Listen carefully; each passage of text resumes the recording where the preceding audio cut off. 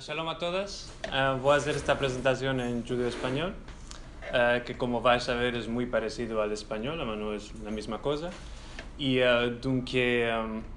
como podéis ver en el ecran, soy elevo de doctorado en la Universidad de New York y laboro sobre ideología lingüística y comunidades semitas en la España contemporánea.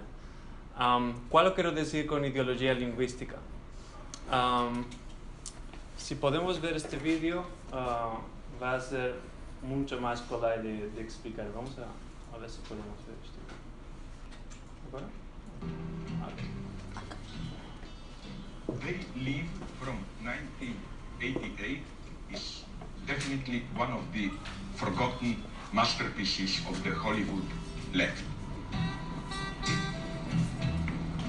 It tells the story of John Nada. Nada, of course, in Spanish means nothing, a pure subject, deprived of all substantial content, a homeless worker in LA who, drifting around, one day enters into an abandoned church and finds there a strange box full of sunglasses. And when he put one of them on, walking along the LA streets, he discovers something weird. That these glasses function like critique of ideology glasses.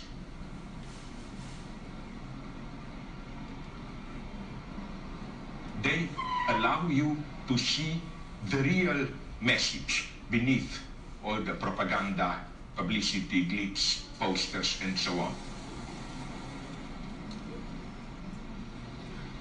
You see a large publicity board telling you have your holiday of a lifetime, and when you put the glasses on, you see just on the white background a gray inscription. We live, so we are told, in a post. Esto es lo que vos propuso de hacer. Vamos a analizar textos y vídeos sobre el judeo español, textos oficiales, y después vamos a meter los anteojos de sol y vamos a analizar del punto de vista de la lingüística crítica un otro punto de vista, una otra realidad.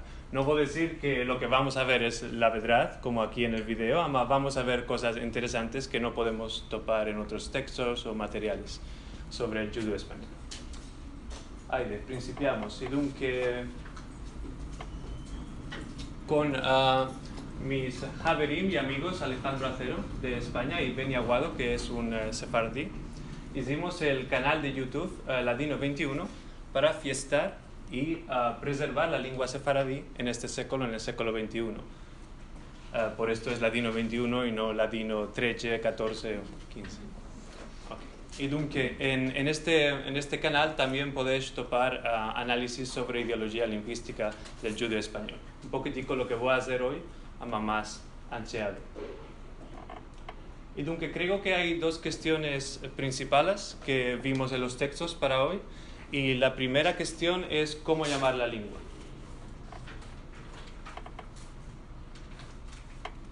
Cómo llamar a nuestra lengua. Y metí esta imagen aquí por mor de que lo que vamos a hablar ahora es antes de meter los anteojos de sol. Es cómo estos textos tradicionalmente tratan la cuestión de cómo llamar a nuestra lengua. No del punto de vista de la lingüística crítica, más de la lingüística tradicional. ¿Okay? Dunque, ¿cómo cal llamar a nuestra lengua o cómo llamamos a nuestra lengua? Alguna se acodra de cuál lo decía el texto que teníamos para hoy. ¿Cómo cal llamar a esta lengua? Tienen tres. Uno es el ladino, el otro es el... Perdón. ¿Está aquí? Sí. Pero judaísmo, Okay. el judeo español. Okay, judaísmo y el judeo español. Okay. Y según vosotras, ¿cómo cal llamar esta lengua? ¿Cuál lo pensáis? ¿Cuál es más exacto? ¿Cuál es más justo? O sea, es una variación del español, yo siento. Porque tiene español, tiene el origen del español, pero por cuestión por la expulsión y todas esas cosas, hubo mezcla. Ok. Estoy de acuerdo que una diferencia importante se topa en el facto que lo que diferencia al latino del judaísmo es la expulsión. Dunque, en latino es solamente el traslado, palabra por palabra, verbo por verbo, de los textos litúrgicos en hebreo. Y dunque la sintaxis es en ivrit, en hebreo, ama las palabras son en castellano. Esto es en el século, esto principia en el século XIII hasta la expulsión. Y aunque después de la expulsión topamos el judaísmo. Después de la expulsión topamos el judaísmo. Y lo que el texto nos dice, lo que el texto que Kalia Meldar para hoy nos dice es que la distinción es lingüística, es puramente lingüística. Y por esto, de mi punto de vista, no es lo bastante crítico, es demasiado tradicional. ¿Por qué? Porque siempre que hablamos de lingüística, hablamos también de política. Y aunque, por ejemplo, topamos este libro aquí, Language Myths, voy a ver si puedo agrandar, sí. Este libro, Language Myths, que os recomiendo, de Lori Bauer y Peter Trudgill. Es un libro donde se explican algunos mitos de la lengua, y uno de estos mitos es que la significación de un verbo no puede trocar o nunca troca, o no cale trocar la significación de este verbo. Un verbo significa una cosa y siempre tiene que significar la misma cosa. Esto es un mito de la lingüística. Según el lingüista se fija, que es el autor que el libro es y dunque obediente utiliza este autor, se fija, y dice que el latino y el judeo-español y el judaísmo son cosas diferentes. ¿Por qué? Porque el latino es antes de la expulsión, el judaísmo es después de la expulsión, y así. Ahora, hoy día, los sefaradís y los sefaradistas, que no necesariamente son sefaradís, por ejemplo, yo no soy judío, hablo la lengua, dunque soy sefaradista, no soy sefaradí. Dunque los sefaradistas y los sefaradís usan latino para referirse al judaísmo, o latino para referirse al judeo-español. Y dunque esta distinción lingüística no es válida para entender cómo usamos la lengua hoy día. ¿Okay? Dunque es verdad que desde el punto de vista histórico el latino es diferente del judaísmo y del judeo-español, esto no quiere decir que tiene que ser de la misma forma hoy día. ¿Okay? Si la mayoría de la gente usa latino para decir judeo-español, dunque esto es lo que significa. En judeo-español decimos voz del cielo, voz del pueblo, voz del cielo. Voz del pueblo, voz del cielo. Esto quiere decir, lo que dice la gente es lo que un verbo significa.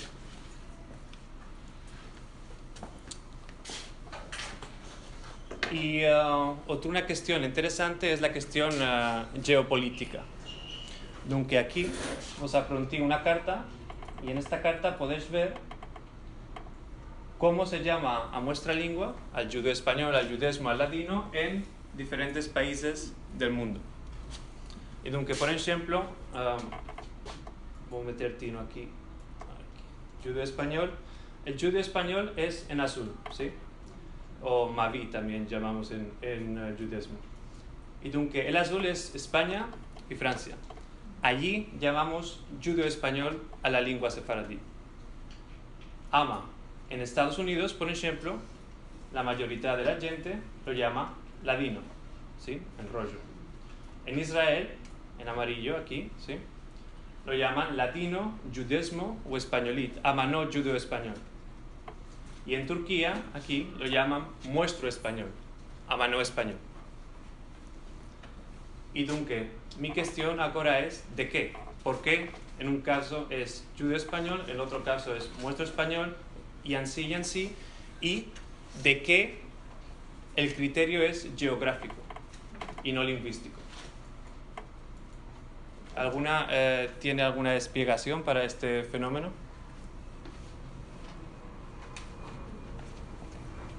Bueno, es que, por ejemplo, en Turquía es una región que, bueno, es un español diferente, con muchos vocablos diferentes y reglas lingüísticas diferentes, y entonces nuestra o vuestra español es significativo para describir esta.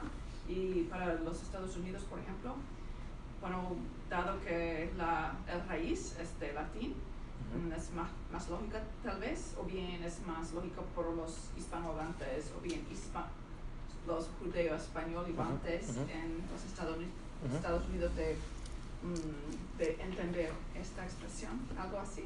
Entonces, aquí es latino porque el origen es el latín, de hacer en latino, ¿sí? Ama el francés y el español son también lenguas latinas, aunque podemos llamarlo latino también en Francia o en España. Entonces, ¿de qué no llamarlo latino en Francia o en España? ¿Cuál puede ser el interés del gobierno español o las instituciones en España de llamar a la lengua sefaradí judeo-español, a la contra de ladino o a la contra de judesmo? ¿Y cuál puede ser el interés, por ejemplo, de Israel de llamar a esta lengua judesmo y no español o ladino? Bueno, yo siento que en España es para diferenciar que es de judío, de los judíos, para establecer que es por los judíos, ya que había mucho racismo y todas esas cosas antes, o sea, ya eso viene y en parte se ha quedado un poco. Y es como para separar. O sea, esto no es español, esto viene de los judíos, etc. En Francia no sé, pero en turco el verde, sí, nuestro español yo creo que es más porque ahí es que fueron la mayoría de los sefardíes. Si no estoy equivocada, la mayoría fue ahí, entonces sí. Eso es como una unión. Sí. Para ellos como, porque nuestro es nuestro. Right? Sí. Okay. Sí. Entonces ahí es para decir, o sea, eso es de nosotros, como para involucrar a todos los judíos. No importa que vinieron de Francia, etcétera, o sea, sí. También se unieron todos. Pero son judíos. Sí, bueno. Sí, pero son judíos, como el caso del judeo español. Si en el caso del judeo español marcamos judeo para indicar que son judíos, ¿por qué no hacerlo en caso de nuestro español si también son judíos? O, por ejemplo, el verbo españolit, este sufixo, it, es un sufixo del ibrit, del hebreo, y que también marca que es judío, o judesmo también marca que son judíos. Bueno, claro, no soy experto, pero me imagino que en España eran, como ya se hablaba español, por supuesto, ellos diferenciaban, como dijo la compañera, que era el español de los judíos, pero cuando los judíos se fueron desterrados, al llegar a otra tierra, ellos mismos pueden definir su identificación, ¿sí me entienden? Llegan a Turquía y dicen, bueno, esto es nuestro español, y es el único español que, bueno, por los judíos que fueron desterrados, el español se esparció en muchas áreas. Pero creo que en España eran culturalmente le dieron ese nombre a ellos, pero cuando ellos fueron a otras tierras, ellos mismos se identificaron. Y que si esta explicación es justa, ¿de qué en Francia continúa llamándose judeo español? Lo que creo que una otra explicación alternativa, a mí me parecen interesantes estas explicaciones y no van a la contra de lo que voy a decir. Creo que son complementarias. Una explicación alternativa es que el judeo español, y este es un ejemplo de una lengua, esto afecta o sucede también con otras lenguas, tiene una industria atrás de esto, es un producto, y varios países quieren hacer que el producto parezca más a lo que ellos hacen. Y que, por ejemplo, en Israel lo llaman mucho judesmo para enfatizar el facto que es una lengua judía o españolit, para decir que es judía. En Turquía, como dijiste, es para enfatizar que ese español no es el mismo y que ellos se reapropiaron de ese español. En Estados Unidos, porque es más fácil para la población local entender ladino, es algo menos extraño que judeo-español, por ejemplo. Y mucha gente aquí me demanda siempre, you said Latino? I said, no, Ladino, with a D, as in Denmark. Ah, ok. Aunque se parece mucho, y en UCLA, por ejemplo, en UCLA hay una conferencia todos los años que se llama UCLA Latino. Y aunque en cine es más cola y más fácil acordarse del nombre. Y esta cuestión puede ser muy polémica porque, por ejemplo, se fija, este autor, que es el principal que nos nombra obediente, es de Francia. Por esto dice judeo-español. Cuando él fue a Israel para fiestar el judeo-español, él quiso llamar la lengua judeo-español, le dijeron no, aquí en Israel solo puedes llamarla ladino. Y si no quieres llamarla ladino, no es menester que vengas a nuestra conferencia. Y aunque él ainda escribe emails quejándose de esto y diciendo no es justo lo que me hicieron, yo soy un superviviente del holocausto y no merezco este trato. Sí. Y aunque es una cuestión que es muy polémica, y si a uno no le dejan llamar a la lengua como quiere, algunas veces no participan en conferencias y eventos. De todo modo, sí. Aunque esta es la primera cuestión. Y la segunda cuestión es la norma. El problema de la norma. ¿Cómo cale hablar o cómo cale escribir? Las dos, ¿sí? La lengua sefaradí. Y aunque en el capítulo de Obediente nos habla un poquitico más de cómo escribir, cómo cale escribir la lengua. Además, cómo cale hablarla también es interesante. Ahora vamos a ver un vídeo de Benny Aguado, que es uno de los colaboradores de Ladino 21. Él es de familia sefaradí. Nació y creció, se engrandeció en el Bronx. Y aunque este es un caso muy, muy interesante.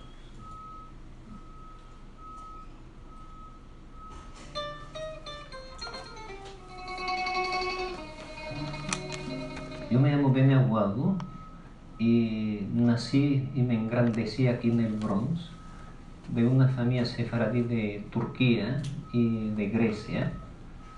Y no sé, cuál más que nos conte, no sé. Y aunque ahora nos va a contar situaciones que él tenía cuando era chico, allí en el Bronx, y cuando usaba verbos y la gente pensaba, no, tú estás hablando español, no lo estás hablando justo, no lo estás hablando correcto. Y aunque todo esto es el problema de la norma y cómo él, poco a poco, a vagar, se va rendiendo cuenta que el español que él usa no es visto como un español legítimo o como una lengua propia. Porque estamos diciendo todo el tiempo aquí que la lengua sefaradí es una lengua española, esto también es un sujeto de polémica. Por ejemplo, en Turquía, en el centro sefaradí de Estambul, se dice que es una lengua otomana, que es una lengua del Imperio Otomano. Y decir que es una lengua española es un gesto colonial y bla, bla, bla. No quiero decir que esto no es justo o que esto no es correcto, además quiero decir hay diferentes puntos de vista sobre esta cuestión. Y aunque llamarla ya español es un gesto político del cual nos cale ser conscientes. Y cale meter tino, como decimos en judeo-español.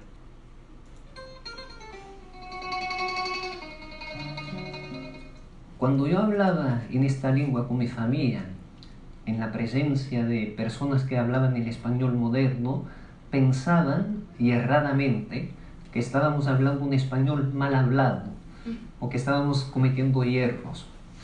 Y esto de verdad me venía muy a fuerte. Una vez me acuerdo, estaba en una clínica con mi nona, que está en Ganede, y ella entró a ver al doctor y me dejó su bastón. Yo tenía 13, 14 años, puede ser, y estaba jugando con el bastón, y el bastón se cayó entre la pared y una mesa, y no lo podía quitar. Y cuando salió mi nona, me demandó, ¿dónde está el bastón? Y le dije, el bastón se cayó ahí embaixo. Y una mujer que estaba ahí, no sé cuál era, no sé si era puertorriqueña, dominicana, no sé lo que era. Me dice, no se dice se cayó en vaso, se dice se cayó para el piso. Y yo tratando de explicarle que no, que es otra cosa, no me venía al tino la palabra, es un dialecto, señora, que se dice se cayó en vaso. Y me dice, no se dice se cayó en vaso, se dice se cayó para el piso. Y encima hubo muchos casos. Por ejemplo, en el ladino se dice paciencia, paciencia, y en el español moderno es paciencia. Yo quiero, en ladino como en portugués, quiero, y en gallego también me parece que es quiero, y en el moderno es quiero. Y personas que saben el español moderno sienten a uno decir quiero o quieres, les parece que estamos hablando mal el español. Pero no es que estamos hablando mal el español, es que es un dialecto viejo que nosotros mantuvimos afuera de la España por más de 5 siglos. Y dunque, ¿cuál os parece esta explicación? A mí me parece muy interesante cuando dice, ma no, es que es una lengua vieja, es un dialecto. ¿Cuál pensás de esto? ¿Cale llamar a la lengua sefaradí dialecto? Y si la llamamos dialecto, ¿qué estamos diciendo cuando llamamos a una lengua dialecto y no lengua? Yo pienso que como que pierde su valor, lo auténtico de lo que es la lengua, ¿no? O sea, porque en sí no es un dialecto, sino que es otra lengua que es compuesta por diferentes características y no sé, se me hace que como que sí pierde su valor cuando le llamamos dialecto y no una lengua. Maravillas, creo que es una explicación muy interesante. Dices, creo que pierde su valor, ¿sí? Hay un libro de Jean Calvet,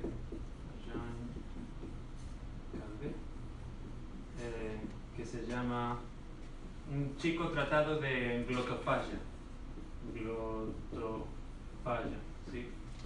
De fagos, comer, como fagocitar, por ejemplo, y gloto, lengua, ¿sí? Y en este libro él habla precisamente de esta cuestión y dice, en realidad la lingüística nace como ciencia colonial y al servicio del colonialismo y dunque desde el principio la distinción lengua-dialecto tiene como buto, como objetivo final, connotar de modo peyorativo a el dialecto a la contra de la lengua que es connotada de modo positivo, implícitamente. Y dunque es por esto que pierde valor un dialecto cuando lo llamamos dialecto, sin tener menester de decir ninguna cosa más sobre esto. No es menester argumentar de qué es inferior. Es bastante llamarla dialecto para connotar que es una lengua inferior. No, por la explicación que dio, me dio un poco como que la explicación que le quería dar a la señora, que era un dialecto entre comillas, que no, me pareció muy como una simplificación, no era exactamente para hacerlo ver negativamente, sino algo para poder hacer entender más simplemente. Ahora que estamos en esta clase, yo sé, bueno, tengo una idea de la diferencia entre un dialecto y una lengua, pero en ese momento me imagino tal vez que quería simplificar la cosa un poco más.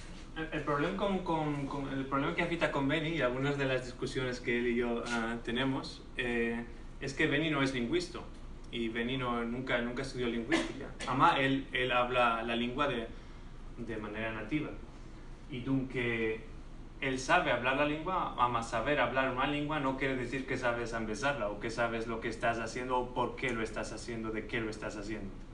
Y dunque él habla dialecto como la gente que nunca estudió lingüística habla de un dialecto para explicar de manera simple, sencilla, una diferencia. Y dunque se puede decir desde el punto de vista de la lingüística tradicional, no la lingüística crítica, sin los anteojos, que hay una diferencia o dos diferencias entre un dialecto y una lengua, que son inteligibilidad mutua y mutua, dunque yo te comprendo y tú me comprendes, inteligibilidad mutua. Cuando hablo esta lengua, tú comprendes cuál lo quiero decir, y cuando tú hablas tu lengua, yo comprendo cuál lo quieres decir, y aunque son una es dialecto de otra. Y el otro es semejanza léxica. Semejanza léxica.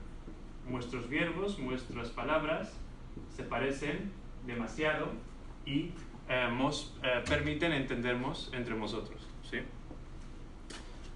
Estos criterios suposadamente lingüísticos nunca son solo lingüísticos, por mor de que siempre remiten a algo que no es lingüístico y que es político. Por ejemplo, en Yugoslavia, ¿sí?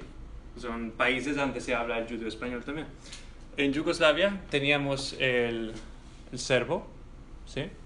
Y después de la desintegración de Yugoslavia, afitaron 3 lenguas nuevas: el croata, el serbo y el bosnio.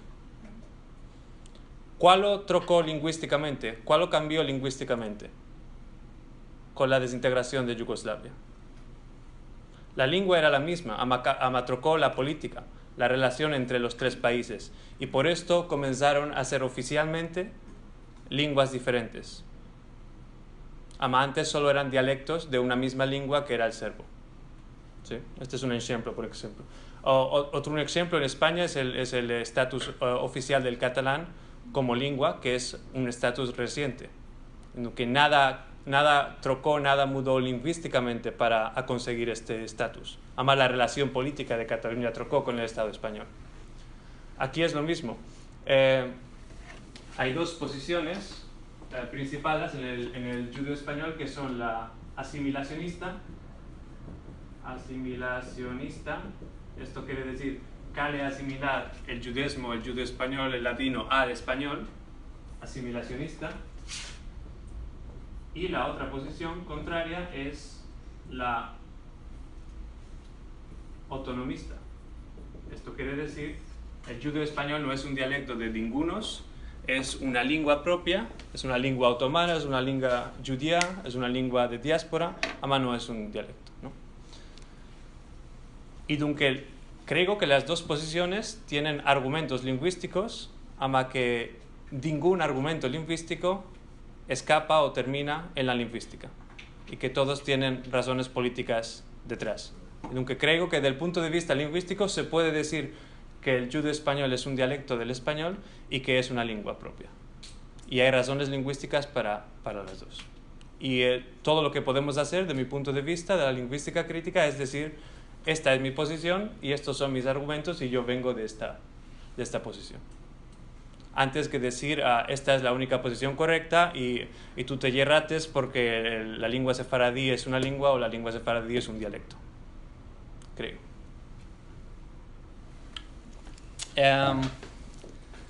Aunque esto es cómo cale hablar el judeo español, ¿sí? Y ahora vamos a cómo cale escribir el judeo español. Y esta es una cuestión muy interesante. Aquí topas una tabla de equivalencias de cómo se escribió tradicionalmente el judaísmo o judeo español. Y aunque este es el alfabeto merubá en hibrid, ¿sí?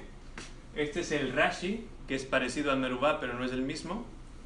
Este es el solitreo, que es un alfabeto cursivo que nunca no se usó en la imprenta como el Rashi o como el merubá. Además se usaba para trocar letras entre gente que moraba en el ex imperio otomano. Y aunque, por ejemplo, Beni Aguado, por mor de que sus papús son de Grecia y Turquía, él conoce este alfabeto. Y él me empezó este alfabeto. Y aunque lo que escribí aquí, por ejemplo, al empecillo, es Carlos, es mi nombre.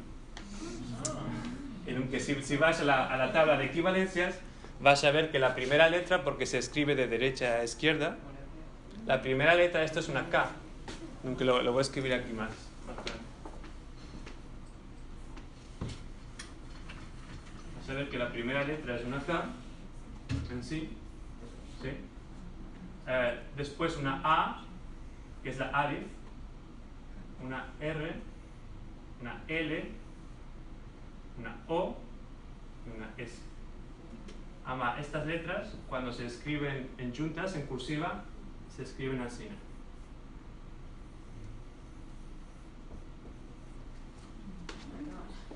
Porque es mucho más collage, es mucho más simple escribir en junto que hacer parar a cada punto para escribirla diferente. Y dunque, de estos alfabetos tradicionales, este es el equivalente latín. Y dunque, por esto afectan tantos problemas con la lengua sefaradí, porque, por ejemplo, este carácter, ¿cómo lo transcribimos? Puede ser CH, ama ya se puede decir DH, como Djokovic, ¿sí? El tenista. O la Dalet, en hibrid, se puede ser D o puede ser TH. Y dunque, cale meterse de acuerdo o cale obedecer a una institución que tenga a los ojos de la gente la autoridad de decir cómo cale transcribir de un alfabeto a otro. Y esto es solo una muestra, el judeo español también se escribió en alfabeto arabo y en alfabeto griego en la historia. Okay. Y dunque, ahora vamos a no sé si vos acordás de lo que decía el libro de Obediente sobre cómo cale escribir el judeo español. Creo que es en la página, sí, 609. Hace una afirmación que yo creo que es muy característica del punto de vista de la lingüística tradicional, ama que cale problematizar del punto de vista de la lingüística crítica. Miren que por ejemplo es 609. Aquí está. ¿Alguna puede mandar en español, en judío español decimos por favor, ama también decimos, esto es muy gracioso, también decimos así vivas tú. Así vivas tú quiere decir tú me haces este placer, tú me haces este favor y yo otro día te voy a hacer este favor. Así vivirás tú, como me hiciste vivir en esta ocasión. Así vivas. Y nunca por esto quería decir, alguna puede meldar este texto, así vivas tú, porque si algún día tiene menester que yo melde otro texto, yo lo voy a hacer, con mucho placer. Entonces, tengo menester de una persona que melde esto. Esta parte. ¿Lo leo? El problema es quizás mayor respecto a la escritura, como se sabe durante mucho tiempo, tanto el ladino como el judaísmo se escribieron con caracteres hebreos. Pocos libros emplearon el alfabeto latino, pero en los tiempos modernos comenzó a preferirse la escritura latina para el judaísmo. Pero en los tiempos modernos comenzó a preferirse la escritura latina para el judaísmo. ¿Quién comenzó a preferir esto? Dunque, me parece muy interesante que el sujeto de esta oración se deje de lado. Comenzó a preferirse la escritura latina para el judaísmo. Del mismo modo que comenzó a preferirse la escritura latina para el turco, por ejemplo, con Kemal Atatürk. Y la escritura latina para el rumano, y la escritura latina para muchas otras lenguas, y esto es lo que se llama en glotopolítica panlatinismo. El facto que el latín, a vagar, va tomando más lenguas. Panlatinismo, ¿no? Y el pinyin para el chino, y así es. Panlatinismo. Y dunque, de nuevo, no quiero decir, no es justo escribir el judaísmo con caracteres latinos, o no es lo correcto, o no cale hacer esto. No, quiero decir, se puede escribir con caracteres latinos, tenemos que saber de dónde viene todo esto y cuál es el contexto político, y después hacer una escolla entre escribirlo en latino, ¿no? Esta es la primera frase. Y la segunda oración es... Ahora bien, como no había reglas precisas de escritura, existen diversas formas o variantes según el lugar y el tiempo. Ok. Sí. Y dunque, como no había reglas precisas de escritura, de nuevo, es lo mismo, como no había. ¿Quién no hizo esas reglas de escritura? ¿Quién hizo las reglas de escritura? No sabemos. No había reglas precisas de escritura. Y dunque esto deja de lado la discusión de qué organizaciones, qué instituciones probaron de hacer reglas de escritura, ama no rehusieron. No tuvieron éxito. Merci.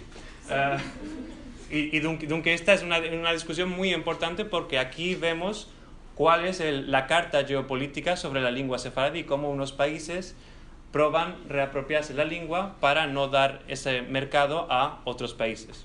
Aunque, por ejemplo, un ejemplo es la RAE del judo español. No sé si sentites este Javier, ama la RAE quiere hacer una RAE del judo español, ¿sí? No del ladino, no del judesmo, no del españolit, no del nuestro español.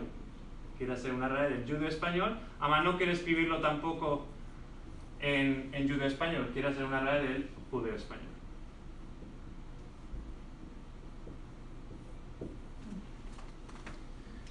Y dunque, ahora con esta RAE del judeo español hay mucha más polémica porque la gente se rindió cuenta que hacer una RAE del judeo español es imposible con unas reglas neutrales. Cabe hacer las palabras en el alfabeto latino, o en merubá, o en rashi, o en griego, o en árabe, y quién decide cómo cabe hacerlo. ¿Qué país tiene la autoridad de decir cómo cabe escribir esta lengua? Y dunque aquí es muy interesante que Obediente solo menciona, como antes solo mencionó a Sefija, ahora solo menciona a Hassan, Jacob Hassan. ¿Y quién es Jacob Hassan? ¿Es un autor neutral sobre el judeo español? Seguro que no. Y dunque nos dice, en el seminario sobre ortografía del ladino que se realizó durante las segundas jornadas de Sefardíes, ¿alguno quiere me dar el resto de esta citación? Tengo menester de una persona que me lea hasta aquí. Yo lo leo. El profesor Jacob Hassan insistió en la necesidad de llegar consensuadamente a una ortografía del judeo español que esté en consonancia con la de la lengua general. Dicho de otro modo, una ortografía hispánica que haga resaltar el hecho de que se está frente a una modalidad del español y no de una lengua de origen distinto al resto de las lenguas romances. Así. Y dunque, la necesidad de llegar consensuadamente a una ortografía hispánica. Y dunque, esto quiere decir, yo te voy a imposar lo que yo pienso y además de esto, tú vas a estar de acuerdo. Y esto quiere que se diga la ortografía hispánica. ¿Por qué? Porque yo soy el profesor Jacob Hassan. Muy interesante. Y dunque, Jacob Hassan tiene un elevo, tiene un discípulo que se llama Shmuel Rafael. Shmuel Rafael. ¿Y dónde elabora Shmuel Rafael? En la RAE del judeo español. Y dunque, afitó el cabo año, en 2018, afitó una conferencia llamada Cuarta Tribuna del Hispanismo y había una mesa para hablar del judeo español. Y dunque, nuestro amigo Shmuel Rafael estaba allí y hemos dicho lo que vas a sentir ahora. Ok. Es muy interesante.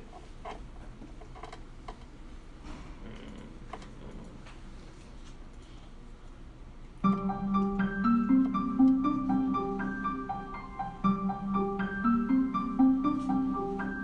peligro del judeo español es que los latino hablantes, judeo español hablantes, ya no están conectados con el español, con la gramática de la lengua española, con la historia de la lengua española. Hoy en día, los pocos que escriben textos en judeo español, que lo escriben en una manera, como decía mi difunto y mi querido profesor Jacob Hassan, no es una grafía, sino una cacografía. Cuando uno no conoce los raíces del español y no sabe el alfabeto del español, ¿cómo es que puede salvar una cultura que mucho de ella está basada en la cultura y la tradición del español? Dunque, hemos dicho que tal y como ahora escribimos el judo español, esto es una cacografía, ¿sí? Es una mala grafía, ¿sí? Es una grafía que es caco, que es mala. Como cacofonía, ¿sí? Cacofonía es un fonos, un sonido que es malo. Cacografía es una grafía que es mala. Y dunque aquí está muy claro la implicación peyorativa, ¿sí? Caco.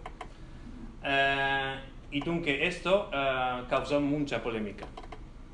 Si cal escribir el judo español como Hassan pensaba, esto no es polémico. Esto es solamente como cal escribir el judo español. Ama como el punto de vista de la lingüística tradicional no toma en cuenta la complejidad de la lengua, por esto estas palabras fueron muy polémicas. Y aunque, por ejemplo, topamos aquí, ahora con los anteojos de sol, ejemplos de esta batalla de la lengua que se fraguó a causa de lo que dijo Shmuel Rafael. Y aunque, por ejemplo, aquí, voy a ampliar esto. Esto es la proclamación sobre la grafía oficial del Centro Sefaradí de Estambul, dunque en Turquía. Y dunque aquí, desde Turquía, nos dicen lo siguiente: el Centro Sefaradí de Estambul no aceptará de ningún modo otra grafía para escribir el judo español. Para nosotros, la segunda más grande comunidad de judo español hablantes en el mundo, nuestra lengua merece todo el respeto del mundo escrita como está con esta misma grafía. El judo español, siendo una lengua otomana, no un dialecto del español, sino una lengua otomana, y habiendo una muchedumbre de personas y instituciones en el mundo entero que están luchando para su preservación y también ahora su propagación, no se puede menospreciar ni su grafía a rebaixar es humillar en judo español, en llamándola cacografía. Ninguno de nosotros, sefaradís jalís es auténtico, sefaradís jalís que hablamos esta lengua desde nuestra chiquez, no aceptaremos que la traten con aborrecimiento y esnovismo. Esta es nuestra actitud en verso la grafía y nunca tocará. Nunca cambiará. Y aunque este es solamente un ejemplo, aquí vos truye un documento histórico que es el solo journal en el mundo entero que se publica enteramente en judo español. Y aunque aquí podéis ver que la cacha, la portada, nos dice: ningunos no tienen el derecho de decirnos cómo escribir nuestra lengua. Y después aquí en otras páginas topamos letras de gente que exprima su punto de vista sobre esta cuestión, y mucha gente lo hace en el mismo tono que el Centro Sefaradí de Estambul. Por ejemplo, mi amigo francés Edmond Cohen dice así: ¿a cuál os sirve una academia del judo español si es para voltar al castellano, que no es más nuestra lengua? A la contra, me parece a mí que el rol de una academia de la lengua judo española es de luchar para mostrar que nuestra lengua es diferente del castellano. Por ejemplo, si decimos vedre en lugar de verde, o muevo en vez de nuevo, o colai en vez de fácil, o el dio en vez de Dios, al-had en vez de domingo, ¿cuál vamos a hacer? ¿Decir domingo? A mí me parece que el rol de una academia del judo español es a la contra de luchar contra la recastellanización de nuestra lengua. Y como decía Joseph Nachmias, de bendita memoria, que fue presidente de la Unión de Judíos Sefaradís de Francia, sefarad faradase. Sefarad faradase es una expresión que los sefaradís tomaron del italiano. Sefarad faradase. Faradase en italiano es faire de soi, es hacer de sí mismo. Esto quiere decir sefarad will take care of itself, sin menester de lo que nos dice la RAE o lo que nos dice Shmuel. ¿Cuándo pasó todo eso? ¿En qué año? Esto es aquí topamos la data, es en agosto de 2018. ¿Ves? Aquí estamos, 15 de agosto. Sí. Estas polémicas ainda están muy vivas en la comunidad sefaradí. Sí. Y ainda no se fraguó la Academia del Judo Español en Israel, porque la academia es de la RAE, además se quiere hacer en Tel Aviv, en Israel. Y dunque, cabe llamar la Academia del Ladino o Academia del Judo Español. Hay toda una polémica. El Parlamento israelí tiene que aprobar esto. Si aprueban esta academia, ¿quién va a estar en la academia y qué posición va a tener? ¿Va a ser asimilacionista? ¿Va a ser autonomista? Y así. Y no tienen paras tampoco, no tienen dinero, y dunque, esto es complicado. como decimos en judío español, este arroz lleva mucho caldo. Mucho caldo. Y dunque, esto es de lo que quería hablar, y ahora la última etapa, el último stage, creo que es sobre la base del facto que el judío español es una lengua diaspórica y de gente povereta, que no tiene muchas paradas y que están isolados geográficamente. El modo más efectivo de salvaguardar la lengua es el internet. Y dunque aquí topamos una lista de correo electrónico que fraguó una amiga de Dallas, Texas, Rachel Amado, y ande topamos más de 2.000 personas que escriben siempre correos electrónicos, y la única regla de esta lista de correo es escribir en judío español. Y de este modo se preserva la lengua, porque es menester que todos, cada uno y uno de nosotros, escribamos en judío español. Y a la fin del correo electrónico podemos meldar el nombre de la persona que lo envió, de dónde escribió y dónde nació esa persona. Y aunque esto crea un sentido de comunidad internacional que es muy importante para esta comunidad imaginada de sefaradíes. Y nosotros provimos de contribuir a este esfuerzo para adelantar la lengua con este canal de YouTube, donde tenemos videos sobre conferencias, sobre canticas, sobre entrevistas que hacemos a sefaradíes, además siempre en judío español, porque pensamos que a la contra de lo que se hace muchas veces, sobre todo aquí en Estados Unidos, que son eventos para proteger o salvaguardar la lengua, ama en una lengua que no es esa lengua. Por ejemplo, un evento para propagar el judío español, ama todas las conferencias son en inglés.